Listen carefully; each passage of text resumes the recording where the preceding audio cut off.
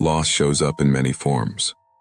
The death of someone we love, the end of a relationship, a job that disappeared, a home we had to leave, or even the quiet loss of what we hoped our life would be. Grief is the human heart's response. It's messy, unpredictable, and deeply personal. And yet it's also universal. Everyone who lives will know it in one way or another. When grief arrives, it often feels like being caught in a weather system. There are sharp storms, waves of pain that knock you sideways, and long stretches of gray, where life goes on but feels muted.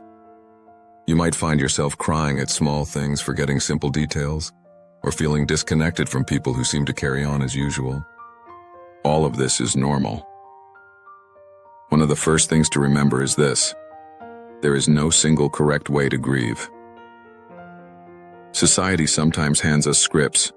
Be strong, move on, smile by next week, but grief doesn't take instructions. It follows its own rhythm. Some days you'll feel functional. Other days you might barely make it through. Give yourself permission for that unevenness.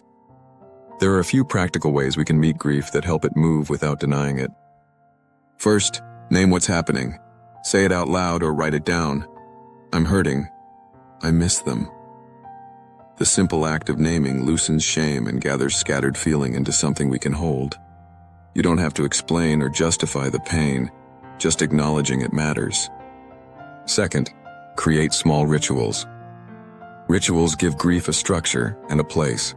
Light a candle, keep a photograph on the table for a day, make the person's favorite meal one afternoon, or plant something in their memory. Rituals don't erase pain, but they let us honor what was lost and keep a connection alive. Third, tend to the body. Grief is not only emotional, it lives in the body as tight shoulders, shallow breath, restless sleep, gentle movement, short walks, slow stretching, or simply resting when you need to, are all part of grieving well. Small physical acts are acts of care. Fourth, speak with someone. Grief does not need to be carried alone. A friend who listens, a support group, or a counselor can offer a container for sorrow. Sometimes the best help is someone who simply sits in the room with you and doesn't try to fix anything. Fifth, give yourself permission to feel joy. Feeling a crack of laughter after a loss can bring guilt, like you're betraying the memory, but joy and grief can live together. Small pleasures don't mean you've forgotten. They mean life continues to press through, and that's part of healing. Grief also invites meaning-making, but gently. Some find meaning in storytelling, sharing memories aloud, recording conversations, or writing letters to the person who's gone. Others find meaning in action, volunteering, creating a tradition in their honor, or channeling loss into care for others. Meaning doesn't have to be grand. Sometimes it's simply noticing the small ways someone shaped your life. A practical breathing exercise can help when the wave hits badly. Sit with both feet on the floor. Inhale slowly for a count of 4. Feel the belly rise. Hold for a count of 2. Exhale gently for a count of 6. Repeat 3 times, naming the breath: in, out, in, out. This won't take the pain away, but it calms the nervous system enough to let you choose what to do next. Call a friend, make tea, or simply sit with the feeling. A few tender cautions: don't rush yourself with false deadlines. I should be over this by now. If grief becomes overwhelming, constant panic, inability to function, thoughts of harming yourself, reach out for professional help immediately.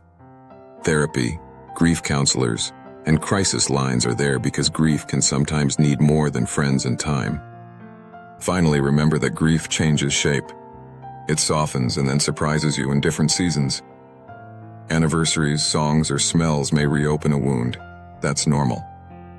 Over years, you may notice the sharp edge dulling. Memories will return with warmth and sadness together. The person you lost becomes part of your ongoing life story. If you're carrying grief now, you are not broken. You are living through something that asks for tenderness. Be patient with the pace of healing. Reach for someone who will simply listen. Create a small ritual. Breathe. Remember that sorrow is an expression of love, bitter proof that something mattered. If you feel able, share one small memory or one way you remember someone you've lost. Your words may quietly help someone else hear. Subscribe to Meaningly for more reflections and gentle practices to help us live with meaning, even in hard times.